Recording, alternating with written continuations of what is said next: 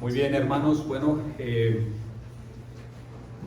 lo que van llegando los demás, vamos a encomendarnos al Señor para darle gracias que nos permitió llegar aquí. Tuvimos algunos contratiempos nosotros ahí en el expressway. Hubo algunos accidentes, pero rogamos que las personas involucradas en estos accidentes no haya resultado nada grave. Gracias a Dios que nos permitió el Señor llegar aquí a nosotros con bien. Así es que vamos a orar, hermanos, y encomendarnos al Señor para que nos bendiga en esta mañana.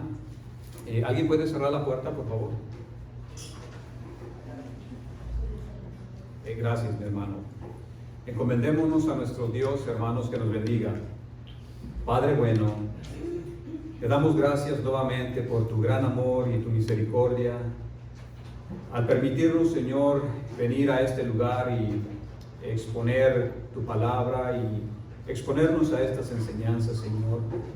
Te damos gracias por tu Espíritu, Señor, que está con nosotros, nos dirige y nos ilumina, nos ayuda en cada situación. Te doy gracias por mis hermanos que se han dispuesto a venir aquí, Señor, a pesar de el clima y esa lluvia como ha estado, Padre, pero te damos gracias, Padre. Y gracias también por la lluvia, Señor, porque, Señor, tú eres el que bendice a esta tierra con tu gracia común. Bendito seas. Ahora suplicamos tu bendición, ya que nos estaremos adentrando a una doctrina profunda, Señor, la cual se encuentra arraigada en tu palabra.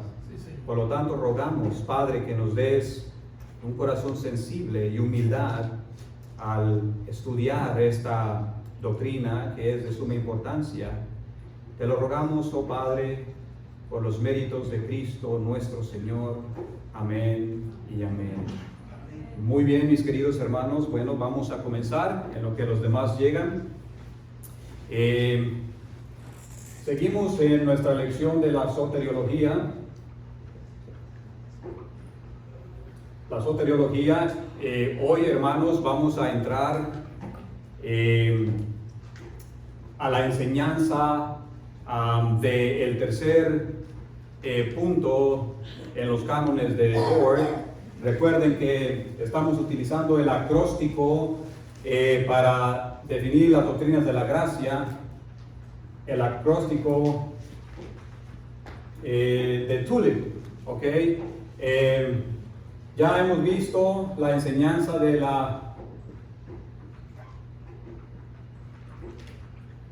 la depravación total del hombre.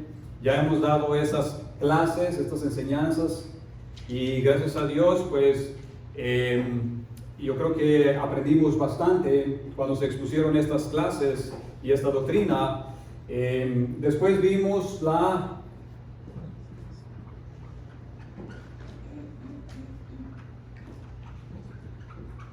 elección incondicional, hermanos. Nosotros pasamos por varias clases acerca de esta doctrina. Nos llevó aproximadamente unas 6 semanas en estudiar esta doctrina de la elección incondicional de Dios. Hermanos, y ahora hemos llegado a la tercera letra del acróstico de Tulip, que es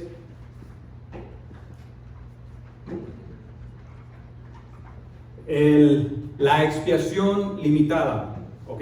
La expiación limitada. Hermanos, antes de nosotros adentrarnos a la profundidad de esta enseñanza, yo quisiera recordar algunos términos que hemos expuesto en las clases pasadas, algunas palabras teológicas que son importantes que nosotros nos familiaricemos, y me gustaría hacer memoria solamente para ver si estamos captando o aprendiendo y estamos reteniendo las enseñanzas. Así es que quisiera, hermanos, que definiéramos algunas de las palabras que hemos venido viendo. ¿Alguien se recuerda qué quiere decir o qué significa la soteriología, esta palabra? Exactamente, el estudio de la salvación del hombre. La soteriología se refiere al estudio de la salvación del hombre, ¿ok? Otra palabra, hermanos, a ver.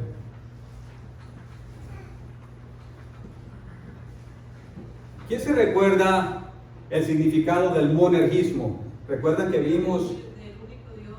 ¿Cómo? ¿Estudio del único Dios? Por ahí va, pero más concreto, ahí va. Recuerden, hermanos, que esta palabra la utilizamos en dos clases, el monergismo. Es más, utilizamos también el sinergismo. ¿Ok? Entonces vimos el monergismo y el sinergismo.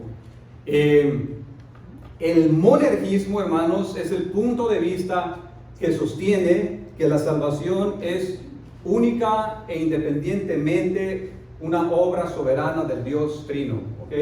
Eso es el monergismo.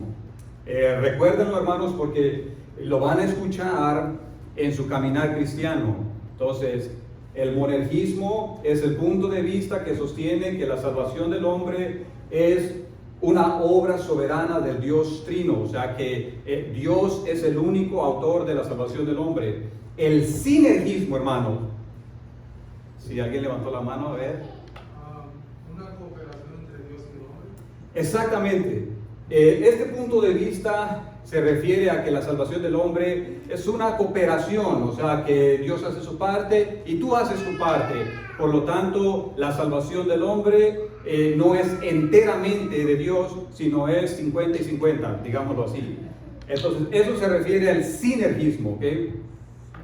Ahora, hermanos, ¿alguien se recuerda la cadena de oro de la salvación? ¿Cuántos eslabones tiene la cadena de oro? 5 eslabones. ¿Alguien se recuerda dónde está esa escritura? ¿Recuerdan?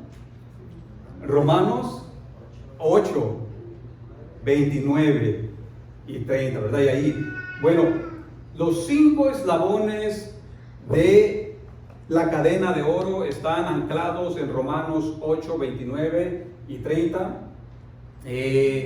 ¿Y cuáles son, hermanos? Antes de que llamó. Conoció. Ajá, conoció. Predestinó. Llamó. Justificó. Y glorificó. Bien, hermanos. Yo espero que le entiendan a la letra que estoy poniendo. Bueno, pero hermanos, este texto bíblico, recuerden que se está dando en la eternidad pasada, ¿ok? Antes de que surja la acción. Entonces, dice a los que él conoció, predestinó, llamó, justificó y glorificación.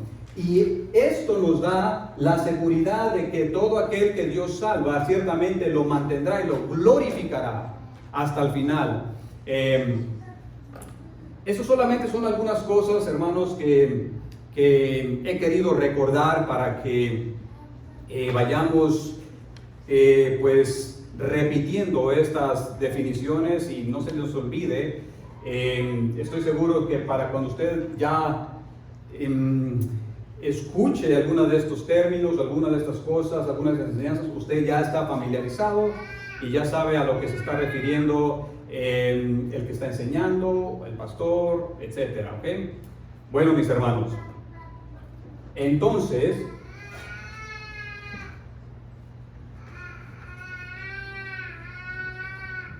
en esta mañana hemos entrado a lo que es la enseñanza o la doctrina de la expiación limitada.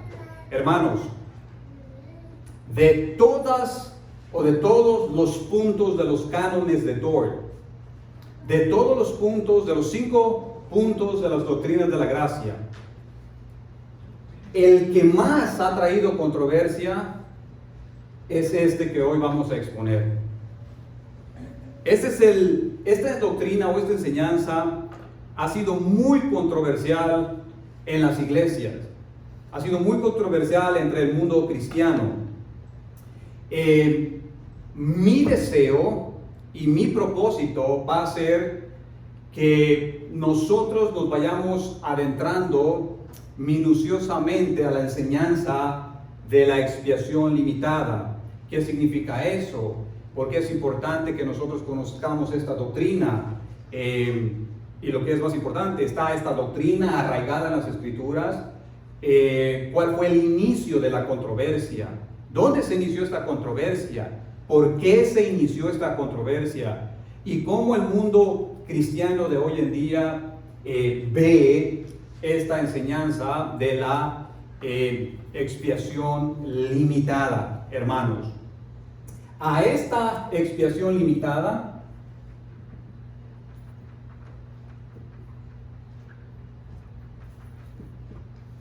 también se le conoce como la expiación particular. Así es que usted también va a escuchar a esta enseñanza se le llama expiación limitada o expiación particular, pero también se le conoce como redención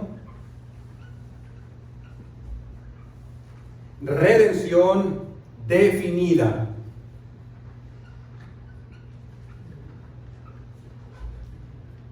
Estos son los tres nombres que se le da a esta enseñanza, hermanos: expiación limitada, expiación particular y redención definida. La mayoría de los que enseñan esta doctrina evitan llamarla como la expiación limitada, porque causa confusión en el oyente si no se explica bien lo que se está enseñando. Y muchos han optado por usar estos dos nombres para esta enseñanza: expiación particular o redención definida. ¿Ok? Entonces, si usted escucha este término, redención definida, usted ya sabe a lo que se está refiriendo el expositor. ¿Ok?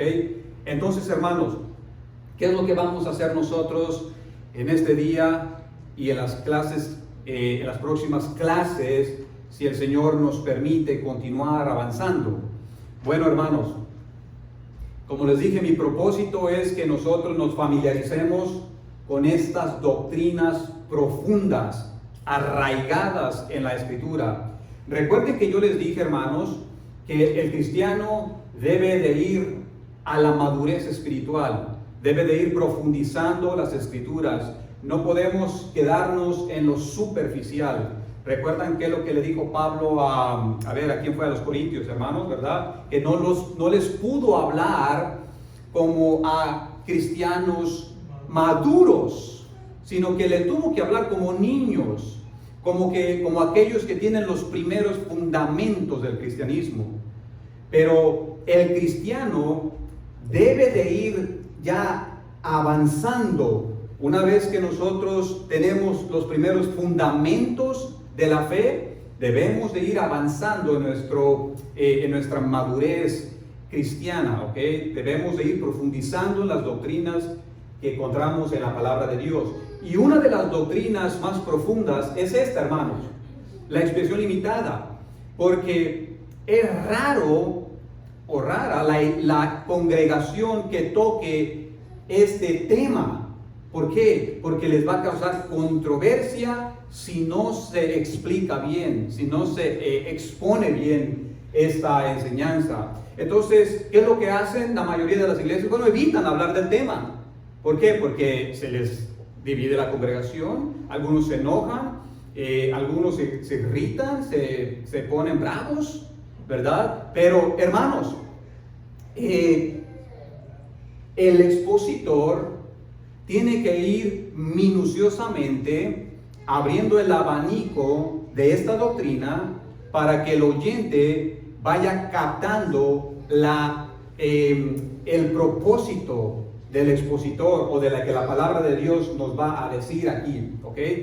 Entonces, hermanos, Ese es mi deseo, que nosotros escarbemos y escarbemos y escarbemos en esta enseñanza, ¿verdad? Y que al final podamos ver el gran tesoro que está ahí profundizado en la palabra de Dios.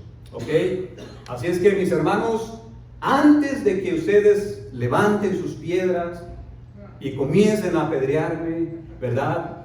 Esperen a que exponga toda la enseñanza de la expiación limitada y saque sus conclusiones si lo que se está exponiendo es de hombre o es palabra de Dios, lo que está arraigada aquí en la palabra de Dios. Entonces, antes de que sus sentimientos sean, a ver cómo se dice, molestados, cuando usted está ahí picando ahí, okay. Así es que antes de que sus sentimientos salgan ahí, ¿verdad? Hermanos, tranquilos. Esperen, mediten, estudien, vayan poco a poco mirando qué es lo que dice la palabra de Dios. ¿Ok? Así es que, mis hermanos, vamos a comenzar nuestra lección poniendo esta pregunta en el aire, que a la medida que nos vayamos adentrando a nuestra clase, o a nuestras clases más bien, se va a dar una respuesta clara. La pregunta que vamos a hacer es: ¿por quiénes murió Cristo?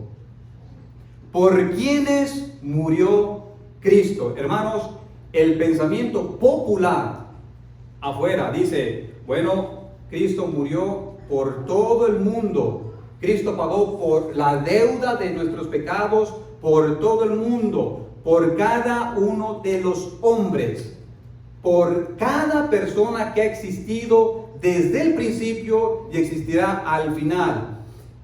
Hermanos, eso suena bien en lo superficial, suena bonito. Pero lamentablemente, mis queridos hermanos, eso no es bíblico. No es bíblico. Pensemos en esto por un momento, y solamente a forma de introducción, porque lo voy a ir expandiendo cuando vayamos adentrándonos a la clase. Pensemos por un momento en esto, hermanos.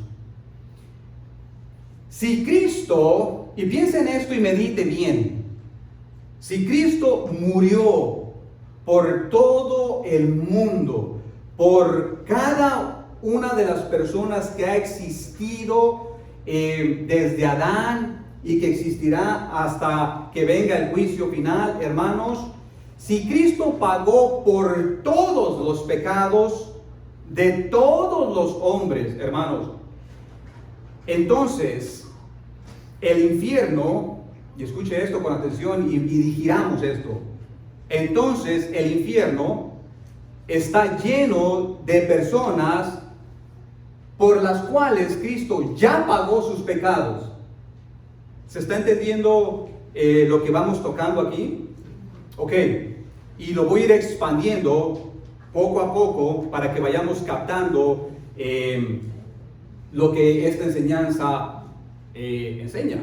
Si Cristo ya pagó por todas las personas de todo el mundo, desde Adán hasta el último, hermanos, entonces, ¿por qué el infierno está lleno de personas que están pagando por la deuda que Cristo ya pagó? Pensemos en esto y dejamos que nos digiera. Porque algunos dicen, bueno, es que debe de creer, pero ¿acaso la incredulidad no es un pecado? Desde la perspectiva de la expiación limitada reformada, esto tiene una explicación, pero desde el sentido de los arminianos, esto no tiene ninguna lógica, porque yo lo voy a exponer después mientras nos avancemos en nuestra clase, hermanos. Pero pensemos por eso. ¿Por cuáles pecados las personas que están en el infierno están pagando? Si usted dice, bueno, el de la incredulidad, bueno, entonces Cristo no pagó el de la incredulidad. Entonces, ¿por qué están pagando en el infierno? Desde el punto reformado, hermanos, hay una respuesta a esto, pero no hay una respuesta desde el punto arminiano. Sí, hermana, perdone. Aquí con mi hermana estamos que, hermano, ¿nos podría aclarar si hay gente ahorita en el infierno? Porque, hermano, a lo que yo he estudiado, pues no hay, pero Pati me está diciendo aquí que sí hay por lo que dice con Lázaro, Padre Abraham, pero el juicio no ha sido terminado, no ha sido hecho, hermano. Exactamente, bueno, escuchemos esto, hermanos. No me quiero desviar de lo que estoy de lo que estoy enseñando, porque entonces va a causar una distracción, pero pensemos esto. Cuando habla el Señor Jesucristo acerca de lo de Lázaro a ver, hermanos, ayúdenme. Lázaro y ¿quién fue el otro? Abraham, perdón. Entonces, Jesucristo está hablando acerca de el tiempo de que antes que Él viniera, ¿verdad? Entonces, ¿dónde iban los que morían sin Cristo? ¿Y dónde iban los que morían por medio de la fe? ¿Dónde iban, hermanos? Pero ¿dónde iban los que morían en la fe? Con Cristo. ¿Dónde? Desde ahora hasta Al seno de Abraham. Sí, hermano, dígame. Es que sería como apoyar esa enseñanza o esa doctrina católica que dice que ¿dónde están las almas? En un lugar neutral, que es el purgatorio. Exactamente. Que dicen los católicos, ¿no? Exactamente. Hay un cielo y hay un infierno, no hay purgatorio. Exactamente. O sea, inmediatamente el creyente va a la presencia de Dios. Ahora, a lo que se está refiriendo esta vez es cuando Cristo regrese y dé el cuerpo, ¿verdad?, al creyente, ¿verdad?, el nuevo cuerpo, ¿verdad? Entonces, tal vez eso es lo que se está refiriendo, hermana. No sé si estoy entendiendo bien. Estoy más confundida ahora. Cristo estuvo en los 3 días que estuvo dice Pedro que fue a predicar a los que estaban, a los presos, que los que estaban en tormento, está en Pedro. Entonces yo creo que estoy un poco más confundida, pero lo voy a estudiar. Bueno, le voy a dar una explicación, hermana, pero permítame continuar para no distraernos. A ver, ¿dónde estaba? Ok, entonces, ¿por cuáles pecados Cristo pagó? O más bien, ¿por cuáles pecados el impío está pagando si Cristo ya pagó esa deuda? O sea, que es doble la deuda que está pagando. Hermanos, entonces nosotros vamos a ir expandiendo esto porque hay una respuesta. Ahora, ¿es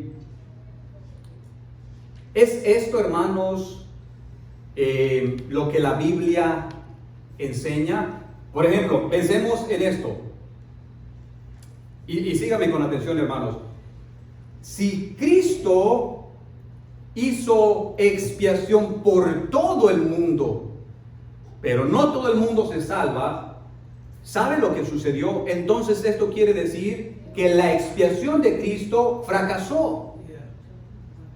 Porque no hizo lo que verdaderamente la expiación estaba apuntando. O sea, que no cumplió, el propósito de la expiación es librar a el pueblo del pecado. Entonces, si Cristo o si estas personas no son salvas, como sabemos que hay muchas personas que no son salvas, entonces, hermanos, quiere decir que la expiación de Cristo fracasó, porque no cumplió el propósito de salvar a todo el mundo, si es que esa es la posición que están tomando. Hermanos, pensemos en esto. Cristo se dio por todo el mundo, hizo expiación por todo el mundo. Entonces, no todo el mundo es salvo.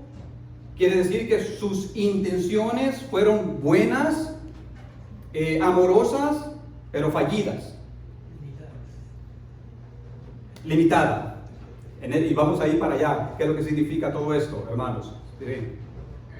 Pastor, quería decir que si lo vemos desde ese punto de vista de que Cristo murió por todos, entonces o el infierno está desocupado, o los que están allí están injustamente. Exactamente. De alguna manera, el Señor falló. Exactamente, hermanos, y para allá vamos, para ir expandiendo.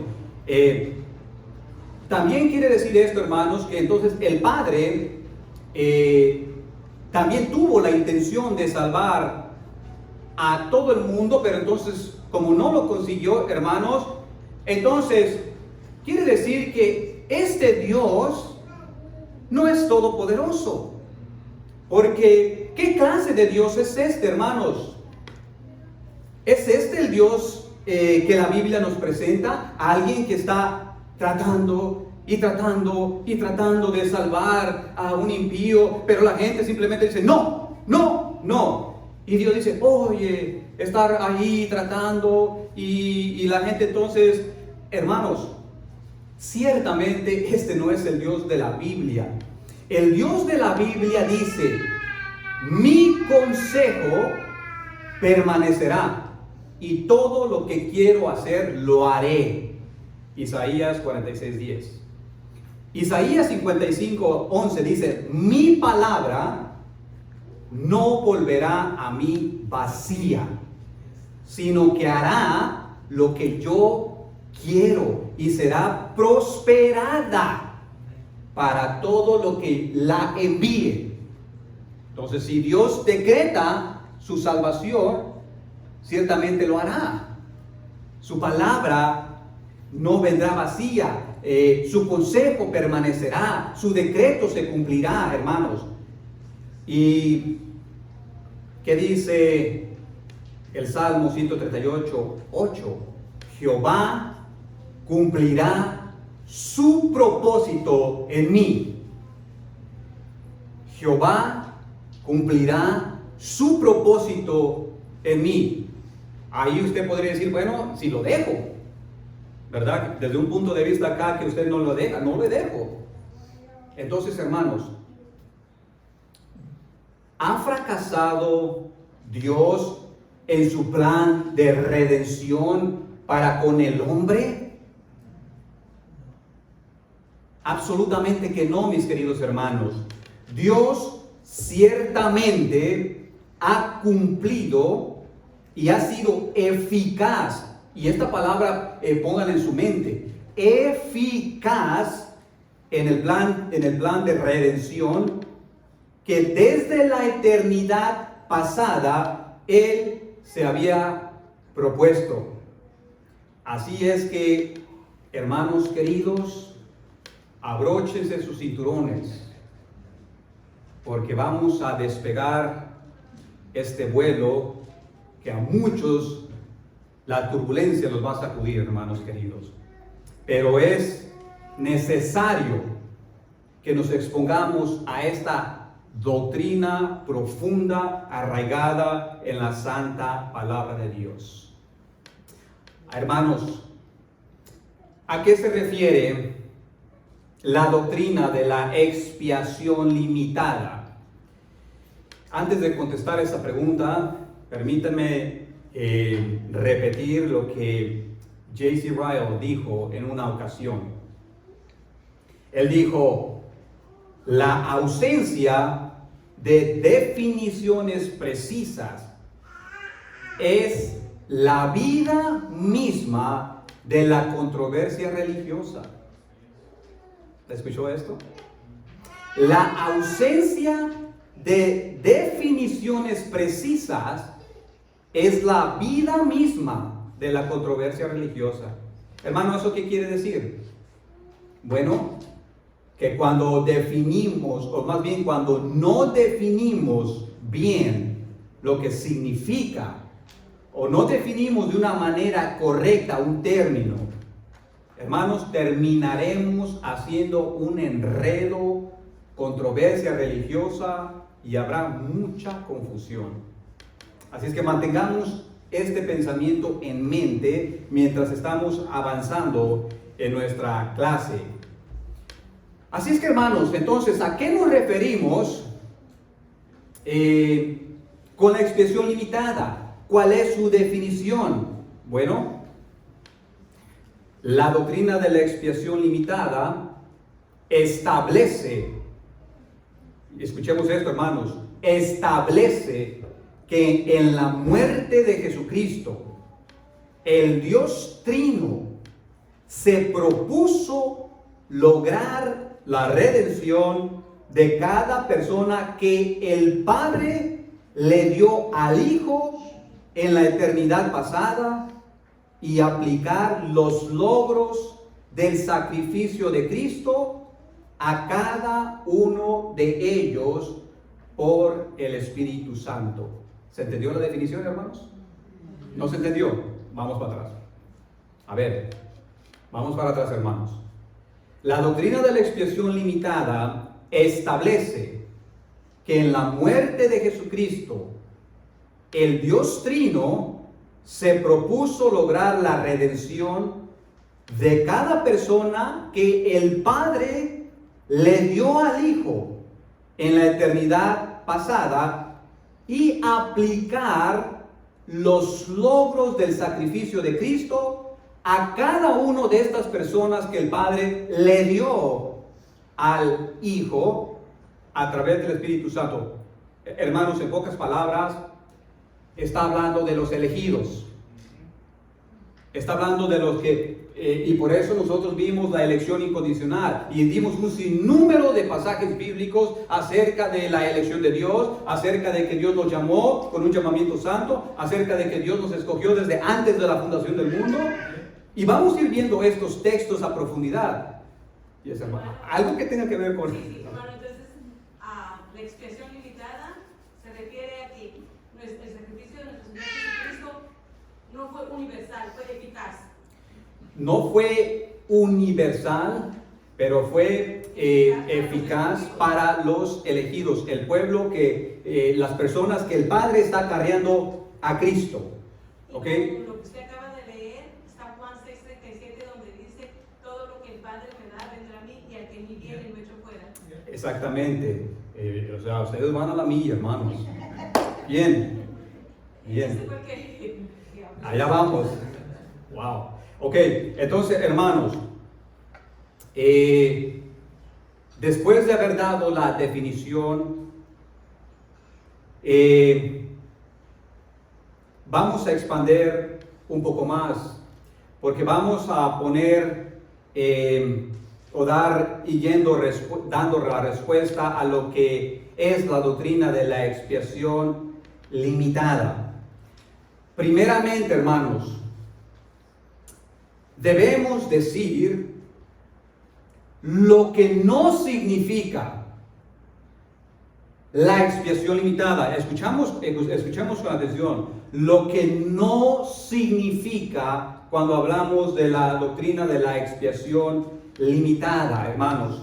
Sabe que la falta de conocimiento de esta doctrina ha desatado todo tipo de mala interpretación, hermanos, y se ha hecho un enredo. Porque solo con el hecho de escuchar expiación limitada nos da para pensar o sentir todo tipo de repudio hacia esta enseñanza, hermanos.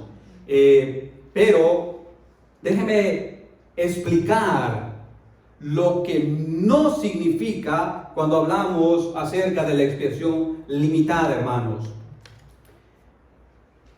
La expiación limitada no quiere decir que hay una limitación en el poder y el valor de la muerte de Cristo en la cruz del Calvario, o que esté limitado su expiación en su eficacia y en su poder. ¿Se está entendiendo, hermanos? A ver, no quiero que estemos confundidos. No significa que la expiación de Cristo esté limitada en su poder o sea, en su poder para salvar, en su eficacia para salvar. O sea que Dios murió, pero no sabemos si se van a salvar o no, quién sabe quién. O sea, no significa que no fue eficaz o esté limitada en su eficacia, hermanos. Más bien, el valor de la cruz, la expiación de Cristo es tan grande, tan poderosa, hermanos, que podría salvar a toda la humanidad entera. Y si Dios hubiera decidido, entonces no se perdería nadie. Ese es el valor tan grande de la expiación de Cristo. Ahora, hermanos, ¿qué queremos decir con expiación limitada? Lo que sí queremos decir con la expiación limitada es que la expiación de Cristo se limitó en su alcance y objetivo, siendo eficiente solo para los que el Padre atrae a Cristo, para los elegidos, siendo eficientes para estas personas según el plan soberano que Dios tenía desde la eternidad pasada, hermanos. Vamos a dar textos bíblicos que hablan acerca de esto. Vamos a llegar allá, hermanos. Vamos a dar un sinnúmero de citas bíblicas para que vaya aclarando nuestro entendimiento. Pero por ahora, hermanos queridos, les quiero presentar lo que no significa la expiación limitada y lo que sí significa la expiación limitada. Hermanos, ¿qué grupos creen o cuántos grupos creen en cuanto a la expiación de Cristo? O sea, ¿qué es lo que creen ciertos grupos? A ver, hermanos queridos, está, hermanos queridos, el universalismo.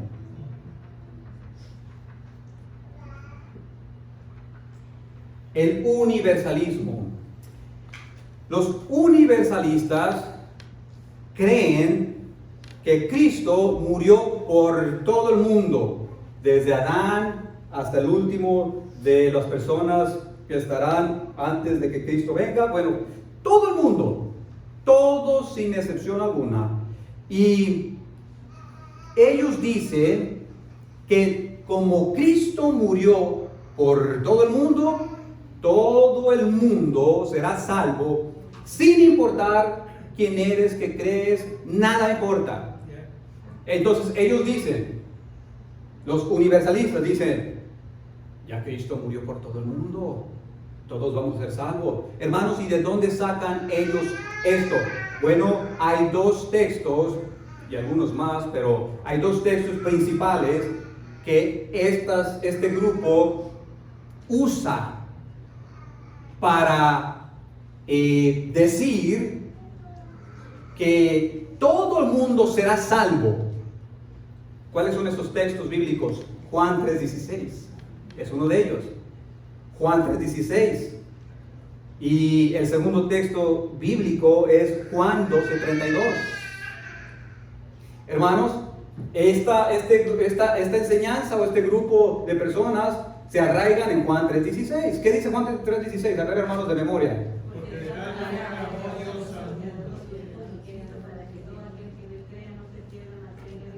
Y ya ellos dicen, ahí está, ya murió por todos, todos somos salvos. Hermanos, y después Juan 12:32, a ver quién lo lee, hermanos. Mis hermanos del alma. Y yo, si fuere levantado de la tierra, a todos atraeré a mí. Ahí está, ellos dicen, ahí está. Entonces, Cristo fue levantado, entonces dice, a todos va a traer hacia mí. Y entonces dicen, todos somos salvos, hermanos queridos. Bueno, vamos a los arminianos. y este es el pensamiento que más predomina en las iglesias, hermano. Los arminianos creen que Cristo murió por todos, pero solo algunos, pero solo salvó a algunos. Y la eficacia de la muerte de Cristo, también ellos la limitan en un sentido, pero ellos dicen, bueno, no todos se salvan, solo algunos van a ser salvos, pero sí murió por todos. ¿Qué textos bíblicos usan ellos para hacer referencia a este pensamiento? ¿Cuál creen, hermanos, también? ¿Cuál? Juan 3:16 también. Entonces dicen estos, nosotros también. Entonces, Juan 3:16, y dicen los arminianos, también nosotros. Y después usan una más, aquí, usan más, pero estas son las que más se arraigaron en el sínodo de Dort. Que para allá vamos, hermanos, ¿ok? En el debate que se hizo de 1618 con estos, los remonstrantes que querían cambiar a la iglesia reformada, usaron Juan 3:16 y usaron 1 de Juan 2:2. ¿Qué dice 1 de Juan 2:2?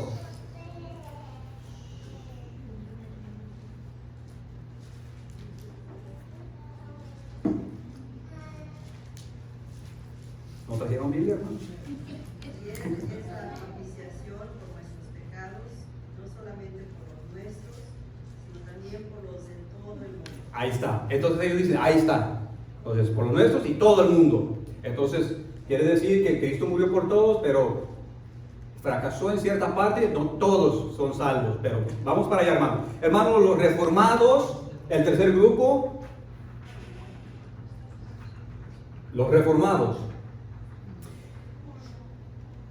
Ellos creen que Cristo murió solo por los que el Padre le entregó al Hijo, y ciertamente su expiación fue eficaz y poderosa, logrando salvar a todos y cada uno de ellos, como el Padre le ha dado al Hijo, el Hijo los ha salvado.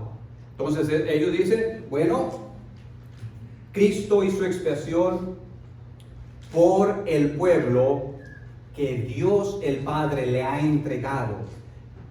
Y vamos a usar un sinnúmero de textos bíblicos, hermanos, para ir adentrándonos al pensamiento reformado. Hermanos, nosotros sabemos de antemano ya que el pensamiento del universalismo es totalmente una herejía, hermanos. Pero fíjese que este grupo está empeñado en creer esto. Juan 3:16, por todo el mundo, y agarran por todo el mundo, murió por todo el mundo es salvo. Hermanos, vamos a dejar esto a un lado porque no vale ni la pena aquí, pero el arminianismo también usa con Juan 3:16. ¿Cómo nosotros vamos a comparar lo que este pensamiento sostiene acerca de la expiación limitada con el pensamiento reformado y con la santa palabra de Dios?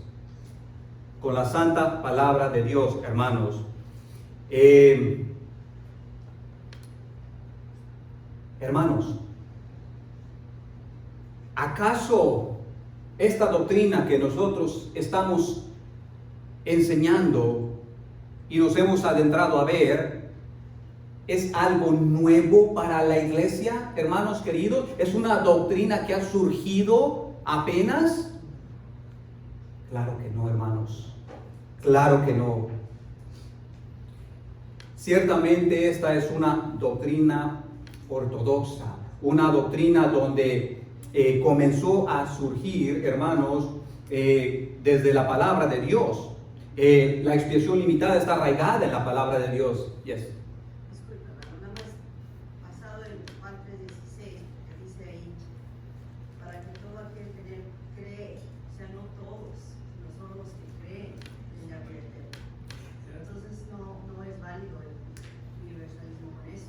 Exactamente. Y ahí el creer, recuerden que esto es una condición de creer, ¿ok? Entonces, ¿quiénes son los que creen? Los elegidos, Dios les abre su entendimiento, se dan cuenta de su maldad, se dan cuenta de su necesidad y creen en el Señor Jesucristo. Esos son los que tienen vida eterna. Gracias, Lili. Hermanos, ¿dónde comenzó a surgir una protesta en cuanto a esta doctrina de la expiación limitada? Porque esta doctrina, hermanos, no tenía una controversia en la iglesia del primer siglo, y se fue haciendo una controversia en los tiempos de Agustín, de San Agustín. Por eso recuerden que nosotros vimos, hermanos, el contexto histórico de las doctrinas de la gracia, y es por eso que nosotros nos hemos tomado el tiempo ir revisando lo que sucedió en aquellos años de el pelagianismo, el semipelagianismo, después con los remonstrantes. Es por eso que nosotros nos tomamos nuestro tiempo para ir explicando. Ahora, hermanos, si usted se durmió en sus laureles y no comprendió aquellas clases, entonces ahora se le va a hacer difícil digerir algunas cosas. Porque recuerden que yo les dije, hermanos, es importante, muy importante, que ustedes pongan atención a estas clases del contexto histórico de las doctrinas de la gracia. Y definimos lo que significa pelagianismo, semipelagianismo, etcétera, etcétera. Ya nosotros dimos todas esas clases, hermanos. Ahora, en los tiempos de Agustín, ya con los semipelagianos, surgió, hermanos, esta protesta. La iglesia venía sosteniendo perfectamente esto, pero con los semipelagianos, cuando surgió este grupo de los semipelagianos, la principal objeción de ellos, debemos de ser claros en esto, la principal objeción de los semipelagianos en contra de la iglesia no fue principalmente la doctrina de la expiación limitada, hermanos, sino más bien su enfoque de protesta fue en la elección, en la doctrina de la elección incondicional. Ellos estaban atacando esto, la elección de Dios. Lo que pasa que al negar la doctrina de la elección incondicional, a ellos no les quedó más remedio que forzosamente tuvieron que negar la doctrina de la expiación limitada, hermanos. Automáticamente no se podía sostener, si ellos negaban la doctrina de la elección incondicional, no podían ellos seguir sosteniendo la doctrina de la expiación limitada. Porque estas doctrinas van de la mano, van encajadas, hermanos, como los eslabones. Solamente déjenme hacer un énfasis aquí antes de avanzar. Los semipelagianos, recuerden, hermanos, que fueron condenados por la iglesia en el 418 porque ellos decían, bueno, ya nosotros no estamos contentos con lo que están enseñando. Anteriormente ya se había condenado el pelagianismo, recuerdan que dijimos, entonces, porque Pelagio decía, no, es que todas las personas nacen puras y buenas, lo que pasa es que se están corrompiendo a medida de que se van exponiendo al pecado, pero nadie nace con pecado. Hermanos, y ya nosotros vimos que la Biblia condena este pensamiento, no hay ni para qué regresar a eso. Después vino el semipelagianismo, los seguidores de Pelagio, y dijeron, bueno, ya nosotros nos dimos cuenta de que nuestro maestro estaba un poco mal, pero todavía el hombre sostiene cierta inclinación para buscar a Dios. Y bueno, ya vimos, hermanos, que fueron condenadas también las enseñanzas semipelagianas.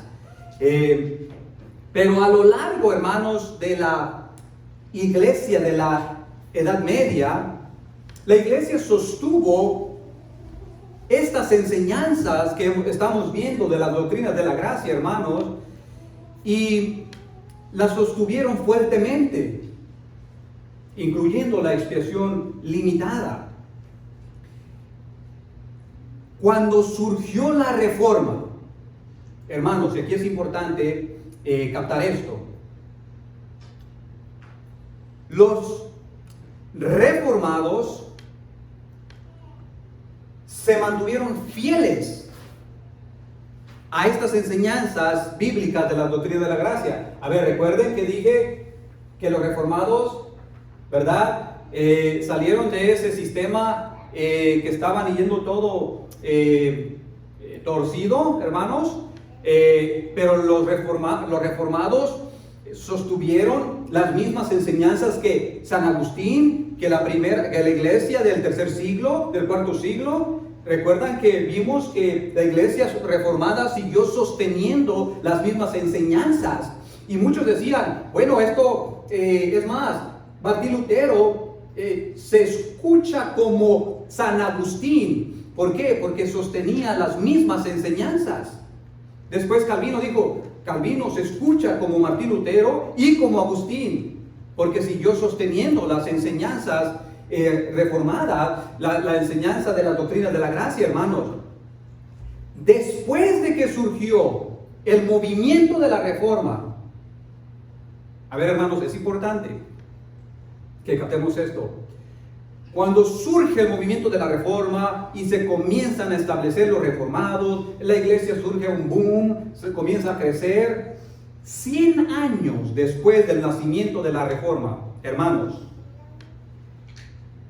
surge los remonstrantes o los seguidores de Arminio. Y ellos comenzaron nuevamente, hermanos, después de que los pelagianos, semipelagianos y ahora los arminianos traen el mismo rechazo maquillado y comienzan a protestar en contra de la iglesia reformada. Y lo que hacen ellos es una protesta y articulan o forman lo que son los 5 puntos del arminianismo. ¿Ok? Y en esos 5 puntos del arminianismo, queridos hermanos, ellos comienzan a rechazar la doctrina del pecado, la incapacidad absoluta del hombre, la soberanía de Dios en la elección incondicional, la perseverancia de los santos, y por supuesto ellos también presentaron una protesta en contra de la expiación limitada. Hermanos, wow, no me digas que ya se pasó el tiempo. Hermanos queridos,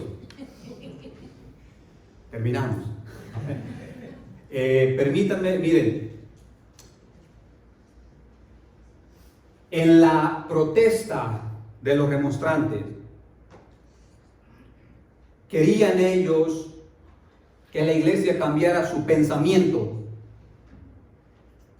y que se renovara a un nuevo sistema. Y todas estas doctrinas, ellos dijeron, protestamos contra esto.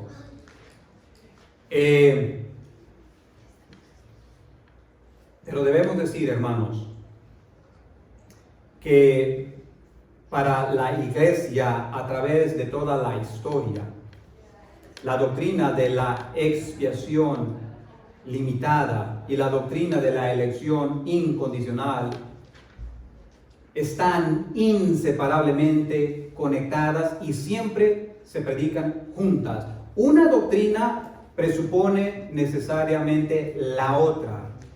Y esto es lo que nosotros vamos a ir viendo, hermanos, que no podemos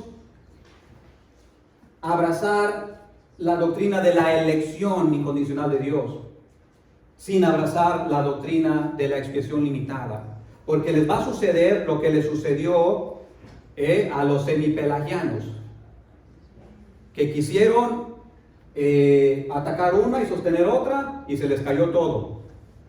No tuvieron más remedio que decir, bueno, está bien, no hay forma de sostener esta doctrina si no creemos esta. Así es que, hermanos queridos, hemos dado una introducción y vamos en esta carrera. Se acabó el tiempo, vamos a orar. Yo sé que quedan muchas preguntas y vamos a responderlas en las clases, ¿ok? Oremos, hermanos. Padre bueno, te damos gracias por tu amor y tu misericordia. Gracias, Padre, por este tiempo y esta clase. Ayúdanos, Señor, a ver de una forma clara tu palabra, de modo que tú seas honrado y exaltado. Te lo suplicamos por los méritos de Cristo nuestro Señor. Amén. Amén.